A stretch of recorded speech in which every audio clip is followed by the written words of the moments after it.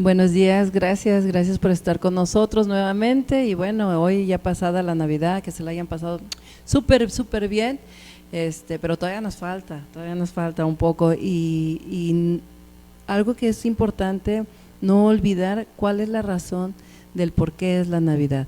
Y el día de hoy tenemos aquí a nuestro amigo, nuestro querido amigo Humberto Sánchez Campos,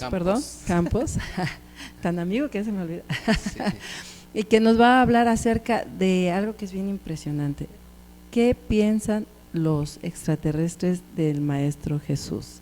Gracias por estar con nosotros y gracias, Humberto, por estar otra vez con nosotros. Gracias a ti, Georgina, por invitarnos aquí en tu programa súper exitoso, Mujeres Emprendedoras. Y pues bueno, hay varias series aquí de mujeres emprendedoras donde a través de varios años, o ya van varios años aquí juntos, ¿no? Que se ha hablado de hay que levantar el éxito en la mujer, ¿no? Y bueno, el día de hoy vamos a tratar de explicar, según los extraterrestres, a qué vino el Maestro Jesús y para qué. Porque pues una cosa es saber y otra para qué, ¿no? Entonces, ellos dicen, bueno, los extraterrestres junto con una serie de personajes que han venido actuando a través de la historia en varias etapas planetarias y se le conoce como la Hermandad Blanca, ¿sí? O el gobierno interno positivo del planeta. Y juntos, en equipo, lo que fue la concepción del Maestro Jesús a través de la historia. No solamente fue de qué opinan ellos de él, porque luego mucha gente, Georgina, me pregunta a mí en los grupos que manejo de contacto extraterrestre de Misión Rama, me preguntan, oiga, ¿y los extraterrestres conocen al Maestro Jesús? Ellos lo ven desde un aspecto religioso, porque se siguen imaginando que los extraterrestres son como el ET o como Yoda, que son flacos, cabezones y todo eso, ¿no? ¿Por qué? Porque a ellos no les cabe todavía en la mente que los extraterrestres nosotros somos los que nos parecemos a ellos, o sea, son seres morfológicamente similares a nosotros. Entonces todas siguen imaginando que los extraterrestres, como los dibujan en el Día de la Independencia, la película es donde sale Will Smith, o la del libro de Contacto de Whitley Strieber, donde nos los dibujan como insectos o como grises, flacos y todo eso, ¿no? Pero sí hay diferentes razas, ¿no? Sí hay diferentes razas, pero la gente tiene la idea de que ellos son malos, son negativos, son oscuros o que vienen a dañar a la humanidad, entonces no lo relacionan con el Maestro Jesús. Porque para nosotros, o para muchas religiones, el Maestro Jesús es el Hijo de Dios, o sea, la divinidad encarnada. Sí, es cierto, sí. Es el Hijo de Dios o fue el Hijo de Dios en su momento y él pasó a decirnos cómo debemos de ser. Él no vino a cumplir más bien él no vino a decir ninguna profecía, sino vino a cumplir las profecías, ¿no? Entonces la gente toda sigue imaginando y teniendo en cuenta que los extraterrestres son feos y que el Maestro Jesús sigue siendo el bonito del cosmos, ¿no? ¿Sí? Entonces ellos preguntan, ¿y es real que los extraterrestres conocen al Maestro Jesús? Claro, ellos conocen su historia, conocen a qué vino, saben qué fue lo que hizo y vamos a decir, el impacto que tuvo a través de todo eso, ¿no? Ellos dicen que el Maestro Jesús, ya lo hemos platicado aquí en varias ocasiones, Él es el único y el vigente que ha atravesado todas las dimensiones para llegar de nuevo o de regreso, vamos a decir, a Dios, al Padre, al Altísimo, al Profundo, ¿sí? ¿Por qué? ¿Para qué? Y vamos a hablar desde un principio, ¿por qué? Mira, ellos dicen que todas las humanidades y todos los seres humanos de todo el cosmos salimos como si fuéramos una chispa de Dios. Si decimos una chispa es porque Dios es una energía, no es algo que dibujemos como un ancianito. Lo que sucede es de que el cerebro, para darle nombre a algo, lo tiene que concebir. Entonces lo concebimos como si fuera un anciano. De hecho, los indios nativoamericanos a Dios lo ven como si fuera en un trineo lleno de, pues, ahora sí, cosas de los indios como atrapasueños y pieles de coyote y todo eso, y es un anciano de cabello blanco largo, ¿no? Y viajando por el universo, por las estrellas, ¿no? Entonces, ese es un concepto. Hace días me preguntaba una señora y le dije, pues que Quetzalcóatl la bendiga. Y lo dijo, pero ¿por qué Quetzalcóatl? Digo, porque para los aztecas en ese tiempo Quetzalcóatl era Dios, ¿no? Entonces simplemente han venido cambiando las ideas que tenemos de Dios como una moda, ¿sí? Al rato lo que nosotros conocemos como Dios, la idea de Dios quizás cambie, a lo mejor al rato nos van a poner una esfera dorada y eso va a ser Dios, ¿sí? Ya ves que los griegos creían en el César, los mayas en Viracocha, los de Guatemala en Cuculcán, Buda, el Maestro Jesús, y eso es una evolución de la idea que tenemos. Bueno, entonces ellos dicen que a través de la historia, durante muchas encarnaciones, ayudados por seres de las Pléyades, se fue generando el nacimiento del Maestro, a través de muchos profetas antiguos, israelitas, judíos y todo eso, donde se fue generando a través de ya gente adulta, muy adulta, se fue generando que con ayuda de los de arriba o de la ayuda de los ángeles que bajaban y los veían y les decían, tu esposa va a estar embarazada, y decían, no puede ser, si tiene 70 años, pues vas a ver que va a estar embarazada, y nacía un profeta, y luego a ese profeta se le aparecían otra vez los Yahvé y todo eso, y les decían, van a ser un profeta, y nacía un profeta. Bueno, a través de muchos y muchos nacimientos se fue llegando hasta llegar a lo que era Joaquín y Ana. Joaquín y Ana, pues ellos ya eran grandes de edad, de hecho en el tabernáculo o allí donde ellos se juntaban con los judíos en las sinagogas judías, pero los judíos ya los veían mal, porque los judíos pues tenían muchos hijos y Joaquín y Ana no. O sea, ellos ya eran grandes de edad, no tenían ningún hijo y pues como que ya no querían que fueran. Entonces dicen que un día Joaquín pues se sintió muy mal porque ahora sí que, como decimos nosotros, le echaban mucha mosca.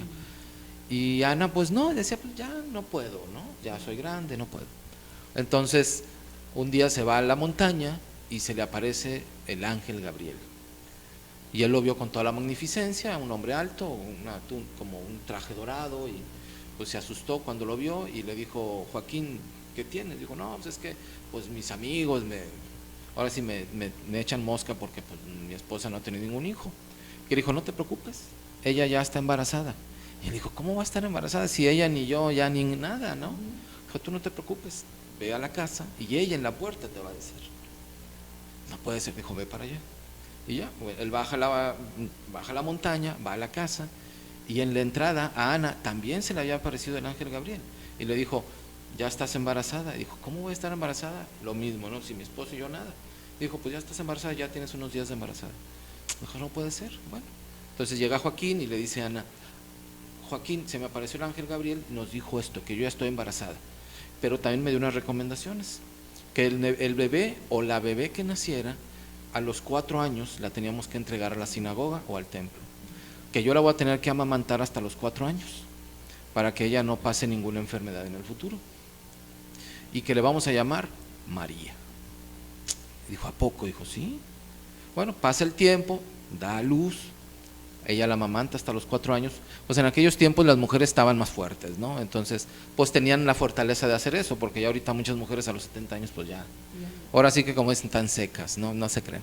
Entonces, la Ana todavía podía hacerlo, entonces a los 4 años que ya María cumple, pues vamos a decir esos 4 años, la llevan a la sinagoga y cosa curiosa, María entra por sí sola a la sinagoga y ni se despide de Ana ni de Joaquín. Entonces, pues los sacerdotes del templo la reciben, la adoptan y bueno, después de ese tiempo, los mismos sacerdotes de la sinagoga o los que manejaban ahí la sinagoga estaban asustados, porque a partir de ahí, todos los días los ángeles bajaban y le daban de comer a María en la boca. Del cielo de repente caían hostias o panecillos y ella entraba en éxtasis y levitaba. Entonces, ¿cómo era entrar en éxtasis? Que de repente se quedaba viendo al infinito y escuchaba que le hablaba seres de muy alta evolución.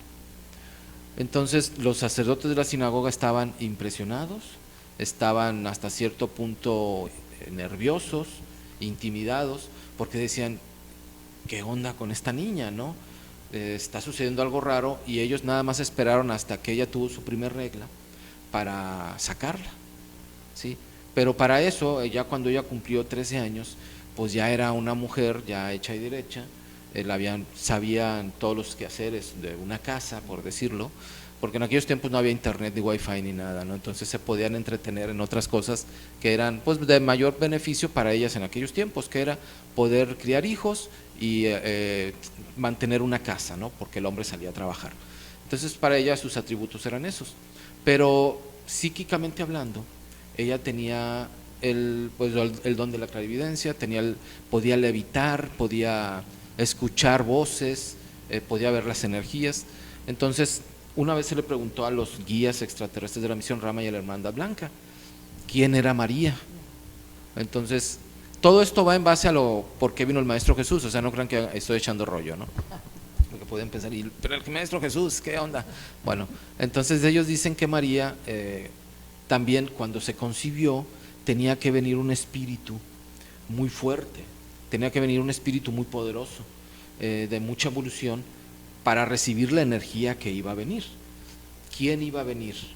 Iba a venir la encarnación o el espíritu y el alma de lo que en la última vida había sido el rey de Chambala. ¿Qué es Chambala o Chambala? Chambala significa ciudad de paz y la fundaron 32 seres que vinieron del cosmos en una nave una nave piramidal de color blanco, que los lamas tibetanos simbólicamente la nombran como el caballo blanco. El caballo blanco que vino del cielo con la piedra de Chintamani. Bueno, este caballo blanco, esta nave de base cuadrada, de piramidal, aterriza en el desierto del Gobi y fundan la ciudad de Chambala. Entonces, esos 32 seres fueron viviendo, algunos fueron muriendo, y entre ellos, uno de ellos fue el rey del Chambalá, o el rey del mundo, como se le conocía anteriormente, el Preste Juan, y este hombre alcanzó el máximo grado de conciencia, que se le conoce como la cristificación. Entonces, él ya no debería de estar acá, él ya tenía, por ende, pasar a una cuarta dimensión de conciencia. Entonces, Dios, según los extraterrestres y la Hermandad Blanca, la entidad que pudiésemos decir Dios, le pidió que si por amor y por favor podía descender de nuevo a la carne o al mundo para mostrarle a la humanidad cuál es el camino que debemos de seguir todos los humanos para llegar de regreso a Dios, a llegar de regreso a su regazo. ¿Por qué? Porque nadie, hasta ahorita, solamente el Maestro, ha llegado de regreso a Dios. O sea, conocemos cómo, pero nadie nos ha mostrado el camino. Es como si dijeras, pues yo ya sé, me gustan las matemáticas, pero no hay un maestro que me explique, y menos alguien que me diga cómo hacer las matemáticas, ¿no? Entonces sí hay mucha teología, hay muchas instrucciones, hay mucha gente que lo sabe, pero hay poca gente que da el ejemplo, ¿sí? Entonces, como dicen los mismos extraterrestres, ustedes nos preguntan y nos preguntan y nos preguntan qué hay que hacer, y se los hemos dicho durante millones o miles o cientos de humanidades, pero muy poca gente pone el ejemplo, ¿no? Entonces ellos dicen, ahora lo único que falta es que alguien ponga el ejemplo de qué es cómo hay que seguir o llegar a Dios, ¿no? Entonces, para eso se fue preparando la llegada del Maestro Jesús, y para eso se necesitaba un espíritu muy fuerte. Entonces dicen que María era un espíritu 0 kilómetros, o sea, no había tenido ninguna encarnación, y era la condensación de las energías planetarias. O sea, era el espíritu, casi se podría decir que era el espíritu de Gaia o de Merla encarnado en una mujer. Entonces, ella era la máxima expresión femenina en ese tiempo, y aparte de que su vehículo físico tenía las capacidades psíquicas, por decirlo así, a flor de piel. Entonces ella era la indicada, y aparte era virgen, ¿sí? O sea, no había tenido ninguna relación con ningún ser humano, y aparte joven, ¿no? Entonces llega un momento en que los sacerdotes de la sinagoga, cuando ella ya tiene su primer regla, ya era mayor de edad en aquellos tiempos, entonces deciden buscar quién o con quién se iba a ir.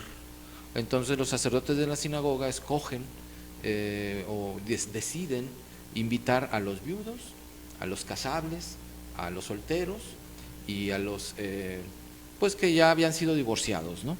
Entonces entre ellos escogen a todos esos, les mandan la invitación de que fueran a la sinagoga para escoger una señorita o una esposa. Entre ellos estaba un ebanistero vamos a decir, que había sido viudo y que ya tenía hijos, llamado José, ¿sí? Entonces José no era una persona pobre, por si acaso, era un ebanistero. Si ahorita los ebanisteros ganan buen dinero, en aquellos tiempos más, ¿no? Y mucha gente dice, pobrecito José, tenía como 8 hijos y aparte vivía en una cueva. Bueno, en aquellos tiempos vivir en una cueva es como decir vivir en las colonias más ricas. ¿Por qué? Porque vivir en una cueva en tiempo de frío son calientitas y en tiempo de calor son frescas. Entonces, aparte era vivir como en una cueva, era pues muy emocionante, ¿no? En aquellos tiempos. Entonces, pues José lo invitan, va de mala manera, porque él dijo, ¿cómo 8 hijos y me van a aventar otra? Pues como que no, ¿verdad? Entonces le dice, los invitan, pero ¿cómo habían de ser invitados? Los sacerdotes de la sinagoga entran como en éxtasis, en conjuro, y piden a Yahvé o a Jehová que les indique cómo o cuál era la señal para pues que la niña se fuera con alguien. Entonces oyen una voz, o la voz de Yahvé, que les dice, aquel que de una varita de nardo le salga un portento, ese se va a llevar a esta niña.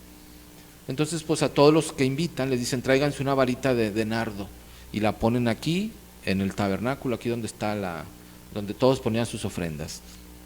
Van todos, llevan su varita. José ya era un poco grande de edad, medio se le olvida, y la que agarra la arranca y se la lleva. Entonces él la pone ahí. Entonces la señal era que cada quien iba a pasar a recoger su varita, y del que saliera el portento ese se llevaba a la niña. Pues todos pasaron y no pasó nada. ¿Qué es el portento? El portento es algo impactante, algo que impactara a todos y dijeran, él es una señal que sobrepasara los límites normales. Por eso le llaman un portento, algo maravilloso, algo gigante, ¿sí? Entonces, pues ya se van todos, los sacerdotes dicen, nos equivocamos, que no entendimos bien, Padre, Jehová. Entonces, no se preocupen, próxima semana invítenlos otra vez, lo mismo, la misma temática. Vuelven a hacer la invitación. Ahora sí, José en el camino se agarró una varita más o menos grande, la pone, y cuando vuelven a pasar todos, cuando José toca su varita, sale una paloma blanca, cual si fuese un mago. Entonces dicen, ni modo José, te llevas a la niña, es tuya. Y José dijo, ¿cómo? Yo siendo viudo, lo voy a llevar donde están todos mis hijos, se la van a devorar, como luego dijeran, ¿no? Entonces dicen, no te preocupes, te vamos a poner una casita por allá, una montaña, y vamos a mandarte unas vírgenes de aquí también del templo para que cuiden a María, porque para ellos María era muy especial, ya se habían dado cuenta. Entonces se dice que a María, cuando ella ya estaba allá, en uno de los días que ella estaba ahí dormida, se le aparece el ángel Gabriel y le muestra en una pantalla, vamos a decir como ahora le muestran a los contactados, le muestran una pantalla en la cual a ella le muestran el plan cósmico. ¿Por qué y para qué ella debía embarazarse y todo lo que iba a pasar después hasta nuestra fecha? Entonces dicen que María, al fin mujer o humana, tenía libre albedrío, y que ella pues se asustó al principio y dijo no. Entonces dijeron, ok, respetamos tu decisión, ¿no? Entonces vuelven a pasar unos días, un tiempo, se le vuelve a aparecer otra vez el ángel y dice, oye, me volvieron a mandar y me dicen que pasó, que si sí o no. Y ya como que medio María le había pensado bien y dijo, va, acepto. Entonces dicen, según los extraterrestres, que de una nave nodriza que andaba por ahí de las Pléyades, vamos a decir que proyectaron un haz de luz, y ese haz de luz que llevaba, por decir así, y ya estamos en una época en la cual podemos hablar de esto, llevaba un esperma transformado en energía. Esa energía, el esperma que había sido quizás de algún profeta antiguo, como ahora lo hacen o lo hicieron en la última guerra, de que muchos soldados para dejar descendencia, pues guardaron esperma, lo criogenizaron para que sus esposas en un futuro quisieran embarazarse de su esposo, lo pudieran hacer. Entonces para los extraterrestres ese no era ningún problema. María acepta y María es embarazada sin que lo tocara ningún ser humano. Por eso se dice que María fue virgen antes, durante y después. Entonces le dicen, bueno, ya estás embarazada, adiós, nos vemos. Entonces pasa lo que pasa, que dicen que José cuando la va a visitar y ella le dice estoy embarazada, por si acaso ningún centurión romano la embarazó, porque luego salen por ahí que dicen un centurión romano guapo la embarazó, ¿no? Ya es que luego dicen las mujeres, es que los romanos o los griegos están bien guapos, ¿no? Bueno, pues María no le pasó eso. Entonces dicen que cuando José regresa a verla, porque ya se la habían entregado, ella le dice estoy embarazada, José se molesta, muy molesto se va a su casa, Y en su casa, él también se le aparece el ángel Gabriel y tiene la visión de nuevo, que le muestran a María y le muestran que si María está embarazada, todo lo que iba a suceder después. Entonces él se impacta, acepta y dice, bueno, la voy a cuidar, porque si ya pasó eso y va a hacer todo lo que me dijiste, acepto cuidarla, ¿no? Entonces a José le encargan eso, pasa el tiempo, María la cuida, ya llega el momento de que María está en el momento de dar a luz, y José pues se emociona, de repente le mandan el mensaje, José, María ya está a punto de dar a luz, se le rompió la fuente, ¿no? Como luego dicen acá. Entonces pues José estaba cortando por ahí una madera, se regresa corriendo a la casa, la lleva en un burrito, ¿sí? En una mula o burrito, la lleva por un lugar en la periferia donde no los pudieran ver, porque como lo hemos dicho varias veces aquí, en aquellos tiempos los judíos y los romanos se agarraban en guerra, era como decir los güeros y los negros, ¿no? O las pandillas, se agarraban y pues ellos se fueron por un camino que los llevaba a una montaña donde había una cueva que servía de bodega, donde había grano, había algunos animalitos. En aquellos tiempos estaban como a 5 grados bajo cero, por decirlo así, en las montañas de allá de Israel, no era un clima muy tranquilo. Entonces se van por la montaña, María quejándose de que ya estaba a punto de dar a luz, llegan a esa cueva, acuesta a María él allí entre lo que había muchos animalitos, muchas cosas. Entonces José se acuerda de que había pasado por donde estaban unos pescadores y que ellos sabían de una partera que en aquellos tiempos dicen que le llamaban Salomé. Y bueno, José sale de la cueva, ya no sabía, él ya se había olvidado de lo que era tener un hijo, que era un poco grande, y no sabía qué hacer, ya aparte era un poco grande de edad, ya era medio lento. Entonces, pidiendo a Dios que lo ayudara, se da cuenta que un lucero se empezó a mover en forma de zigzag en el cielo y se le quedó viendo de tal forma que ese lucero se fue moviendo y fue como bajando, y ya cuando acordó estaba encima de él, casi lo iluminaba, y empezó a descender, y allí fue donde José le dio miedo, dijo ay mamacita, y se bajó corriendo pidiendo auxilio a los pescadores que estaban ahí en el río. Entonces cuando él llega se da cuenta que los pescadores estaban como petrificados, como comiendo de esta forma, y hasta los peces estaban suspendidos. Entonces se acordó y dijo ¿qué está pasando?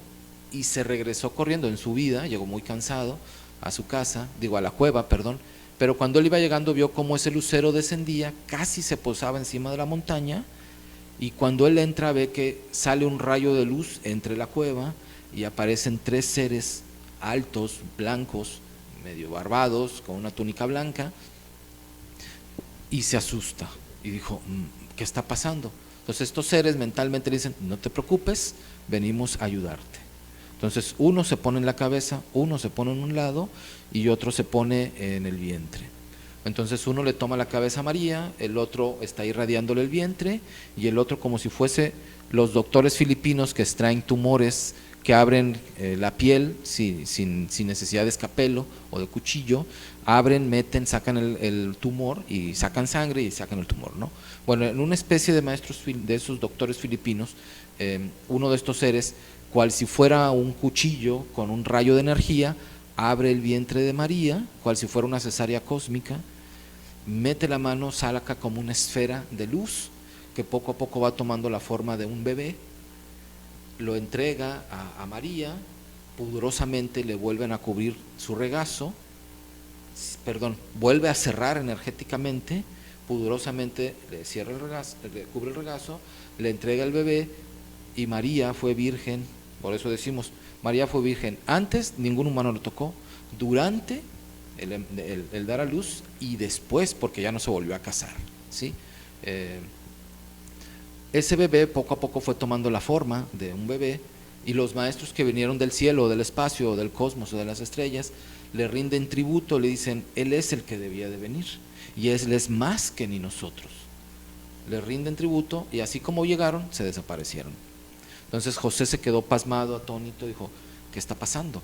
Entonces, eso ¿a qué vino? Vamos a seguirlo ahorita en un corte. Vamos a un corte y regresamos. No se vayan.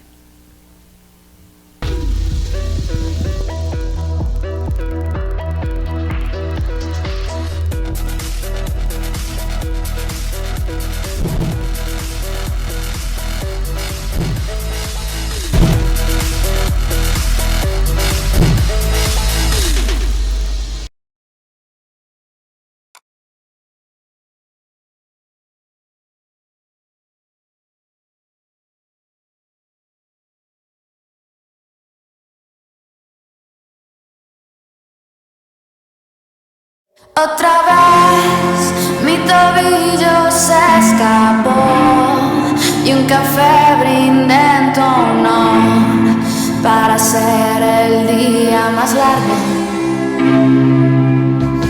Me senté y en rodillas te expliqué que todo sigue estando bien, que las cosas pasan por algo. Y tal vez algún día volverás. Serás la droga más normal, la que de las penas se va para no mirar atrás. ¿Cuántas veces te conté sin caer en la tabla del 6, sin tenerte que esconder para cafeína ser?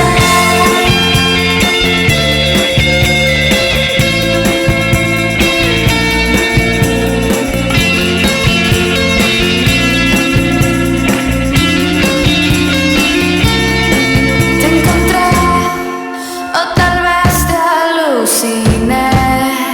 Polvo blanco tu cuerpo fue, que respiro con el amanecer. Y no sé si toda esta adicción, energética confusión, me despierte mañana en tus brazos. Y tal vez algún día volverás. Serás la droga más normal, la que de las penas se va para no mirar atrás. ¿Cuántas veces te conté sin caer en la tabla del 6, sin tenerte que esconder para cafeína ser? Na na na na na na na na na na na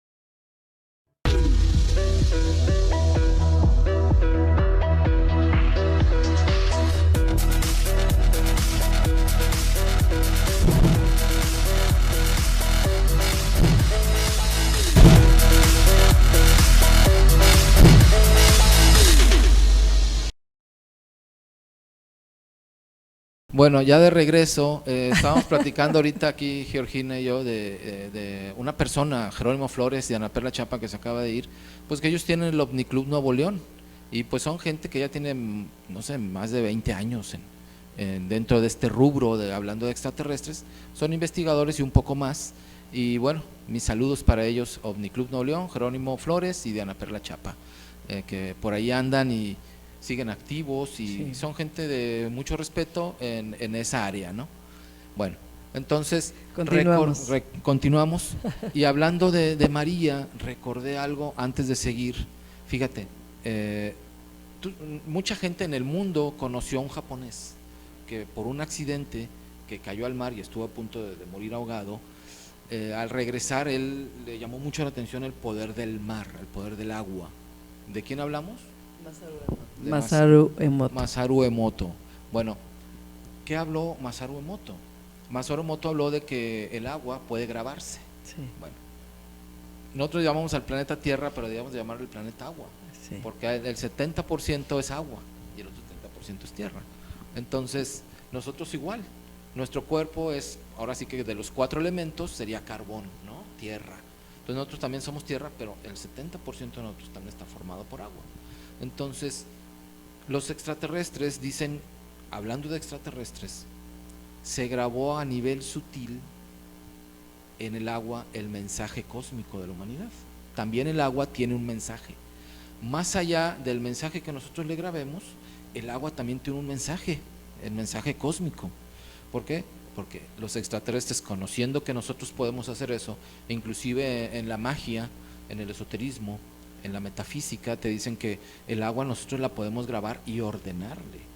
Por si tú te estás bañando y le dices al agua, agua, te ordeno que me purifiques y me limpies, porque yo tengo el poder de hacerlo, y te purifica y te limpia. Igual cuando tú el agua que te tomes le dices, agua, te ordeno que me sanes, te sana. Entonces tiene grabación. ¿Y por qué en vez de ordenar no se solicita? No sé qué. Se solicita. Digo, o sea, por decir en una forma de tener el poder. También se le puede solicitar, agüita bonita, ayúdame, así, ¿no? Te solicito que me sanes. Y lo puede hacer. Bueno, Sí. me acordé de eso porque, no sé, hablando de la Virgen, hablando de la Virgen, que es mujer y que representa el espíritu planetario, y que el espíritu planetario es el planeta, no es Gaia. Sí. Entonces, cuando vienen otras entidades u otros seres, al momento de proyectar toda su tecnología en el planeta, cual si fuera un receptor de antena que ellos traigan, reciben de que el planeta Tierra es, por decirlo así, una esperanza para las humanidades en todo el cosmos.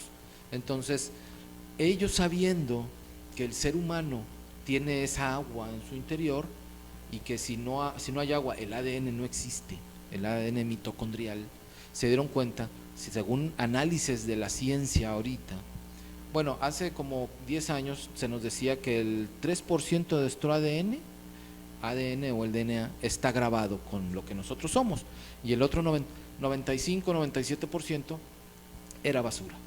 Bueno, entonces ahorita en la científicos rusos han hecho, fíjate lo que han hecho grabaciones tipo HD, de video, de audio, de imágenes, más de millones de horas de eso en ADN sintético. O sea, no es un ADN humano, pero es un ADN sintético. Si eso se puede hacer en un ADN sintético, ¿qué no podemos hacer en un ADN humano? Entonces, si el ADN humano se puede grabar, significa que hay algo grabado, y también se puede regrabar encima de él. Entonces, ¿qué es lo que estamos dando a entender?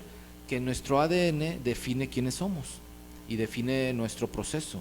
Entonces, si eso se puede hacer y nosotros lo desconocíamos y lo podemos regrabar, entonces podemos cambiar el curso de nuestra historia, nuestra y la del planeta, ¿sí? Entonces, pero también estamos hablando de que en no mucho tiempo podemos tener inteligencia no robótica, sino artificial, tal cual como los extraterrestres mandan a esos famosos seres grises, que son robots de los extraterrestres, pero sintéticos, o sea, son como si fueran de carne, pero son grabables, tienen órdenes de trabajar cierto tiempo y se acaba, se deshace o se recicla. Entonces nosotros ya podemos, en unos años vamos a poder hacer eso. Vamos, para que se den cuenta cómo el planeta o la humanidad ha avanzado a tal grado que ya estamos en ese concepto, o sea, ya nos falta muy poco. Y ahorita continuamos. Fíjate, y también me acordé de otra cosa. Antes se nos hablaba de que para ir a Marte nos durábamos cientos de años, por la velocidad de la luz y que la presión de la atmósfera y X. Bueno, ahora hay muchos investigadores de la exopolítica. Hay un hombre en Estados Unidos, Michel Sala, que él siempre ha investigado eso y le ha pedido a la NASA y a la FBI y al gobierno a que saquen todos los documentos en base a extraterrestres. Bueno, ahorita todos los días la NASA habla de que se descubren cientos de planetas habitables con posibilidad de vida, y se le dice exoplanetas. Exoplanetas significa que tienen una luna, ¿sí? Como el nuestro. Bueno, hay un planeta, el EP no sé qué número, que tiene exactamente la vida donde nosotros podemos vivir, solamente que el planeta es un poco más grande. Bueno, ese se le llama un exoplaneta. Bueno, ¿a cuántos años luz creen que está? Dice la gente, no, pues a miles de años luz. No, está a 4 años luz. ¿Sabes en cuánto tiempo podemos llegar? En 4 semanas. Y eso es ahorita, imagínense, de aquí al 2025, estamos hablando de que a la vuelta de la esquina nos van a decir que había un planeta que no habían descubierto, pero que estaba ahí y que donde nosotros nos podemos ir a vivir. ¿Sí? Bueno, pero la idea no es irnos a otro planeta, la idea es mantener ¿no? No, ¿Verdad? exactamente. A lo que voy es, hay tanto que se nos ha ocultado, tanto que no se nos ha dicho, hasta la historia del maestro, la historia de las humanidades.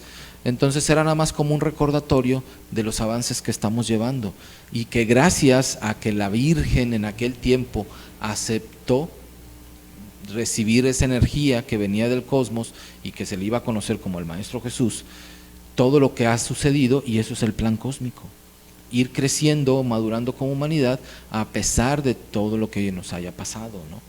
Entonces se dice que después de que la Virgen recibe al Maestro, 2 años después, como si fuesen buscando al Dalai Lama, unos hombres que venían de la Hermandad Blanca de Alejandría, por medio de sueños, de visiones y matemáticamente y astronómicamente hablando, y con la guía de un lucero, llegan a esa cueva y dicen: andamos buscando al Mesaya, al Mesías, al ungido. El ungido significa el marcado.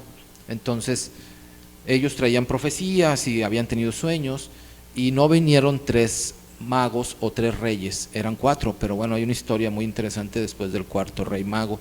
Nosotros nomás conocemos a Melchor, Gaspar y Baltasar, sí, pero la historia está muy bonita. ¿Sí la has oído? Sí. Del 4.º rey mago. De hecho hay una caricatura donde manejan el 4.º rey mago. Bueno, el 4.º rey mago es muy interesante porque él traía unas perlas, y pues bueno, vamos a comentarla, ¿sí? Acabo, hay un poquito de tiempo. Sí, el 4.º rey mago, cuando sale de Alejandría, él traía una bolsa de perlas que le iba a entregar al niño. Llevaron oro, incienso, mirra, y él llevaba perlas. Pero como era un mago y era un rey de la Hermandad Blanca, era una persona muy, muy bondadosa, en el camino veía gente pobre, gente enferma, se detenía en los pueblos y les dejaba una perla, la vendían y ayudaba al pueblo, ayudaba a la gente enferma. Y duró tantos años para llegar a Belén que se hizo anciano. Entonces, cuando él ya le quedó la última perla, fue cuando el maestro ya estaba crucificado. Y se le quedó viendo al maestro, y el maestro dicen que nomás se le quedó viendo y le dijo: no te preocupes.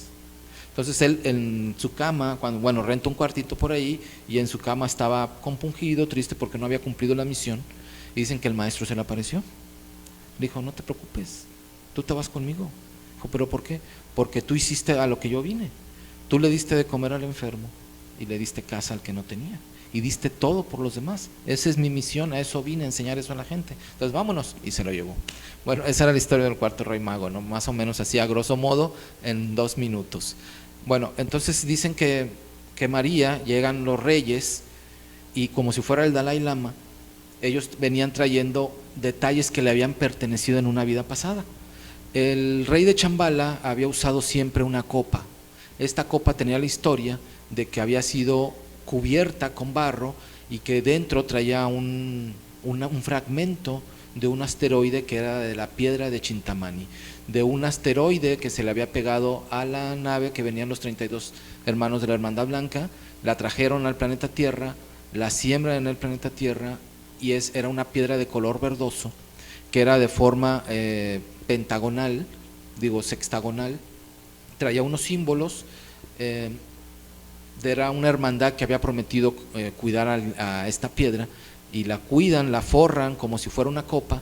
Entonces esta copa tenía una forma de iniciática, con mucho poder, porque era un grial con el cual se celebraban cenas místicas o santas en el interior de la tierra con la Hermandad Blanca. Aparte traía ese asteroide que era como un oráculo, porque se podía ver el futuro a través de ella, y era parte de la Hermandad Blanca, entonces tenía mucha fuerza, mucho poder. Entonces llevaban esa copa como si fuera un tazón. Entonces la ponen al maestro la copa, le ponen una pelotita y le ponen unas cositas y le muestran al niño. El niño ya tenía 2 años. El niño le dicen: a ver, escoge esto, hijo. Entonces el niño se queda viendo, y ellos dijeron: si es él, va a escoger la copa. ¿Cuál fuera la sorpresa? Que el niño va, agarra la copa y dice: esto es mío.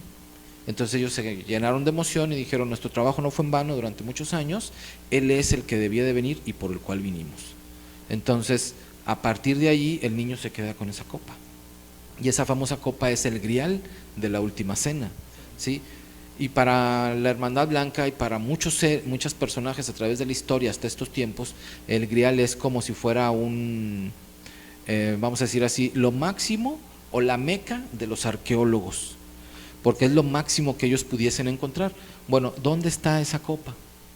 El maestro la usó, y dicen que el famoso José de Arimatea, que era uno de los discípulos del maestro, cuando el maestro estaba en la cruz y que le dan el pinchazo, Longinos con su espada, el centurión romano, del lado derecho bajo la costilla derecha, cuando bota la sangre, José de Arimatea pone la copa y se llena de sangre del maestro. Entonces, para muchos investigadores, el grial es, como decimos ahorita, la meca, ¿no? Porque tiene sangre del maestro, es la copa con la cual se hizo la última cena por el misticismo tan poderoso, y aparte era parte de ese oráculo cósmico. Entonces, tiene más poder que nada. La sangre del maestro porque tiene el ADN del ser que vamos a ser todos nosotros. Tiene el misticismo que se nos muestra que debemos de ser, compartir el pan en una misa cósmica o en un Cristo que nos convirtamos, y aparte el de ver el futuro, ¿sí? Entonces le dan el niño Jesús, por decirlo así, el niño Dios, como le dicen otros, o el maestro ya chiquito, ya sabía su misión. Entonces, a partir de ahí, el niño Jesús empieza a crecer, empieza a ir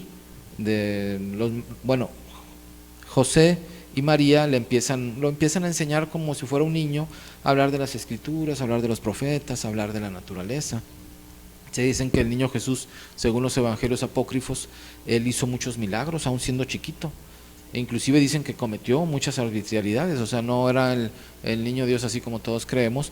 Dicen que en una ocasión un niño, andaban jugando en una montaña y le dieron unas pedradas a unos pajaritos, y o sea, el maestro yo creo que traía buena puntería y mató uno. Entonces le dijeron, mataste un pajarito, y el maestro Jesús dicen que lo agarró en sus manitas, le sopló y vivió de nuevo el pajarito. Entonces, muchos detalles de esos vienen en los evangelios apócrifos, ¿sí? Que no acepta la iglesia, pero que están muy interesantes, ¿no? Y bueno, y entonces el camino de Jesús, del Maestro Jesús, fue venir a salvarnos o a enseñarnos el camino de la salvación. El camino o la muestra a la que vino el Maestro Jesús fue mostrarnos cómo debemos de llegar de regreso a Dios, ¿sí?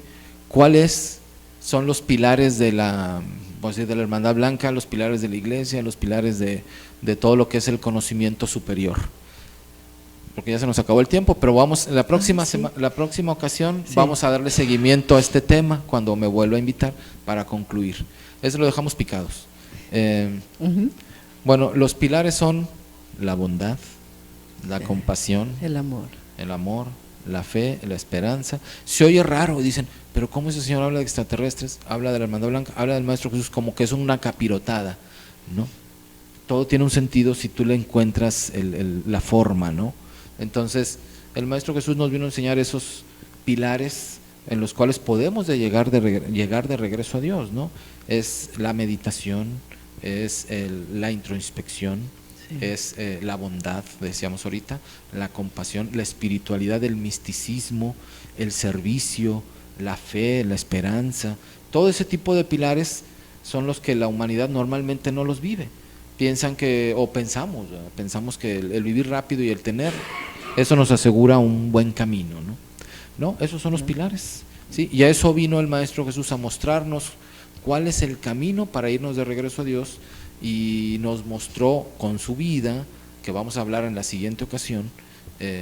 Esto ahorita hablamos a qué vino, ahora falta el para qué, cómo nació y de dónde vino según los extraterrestres y todo esto.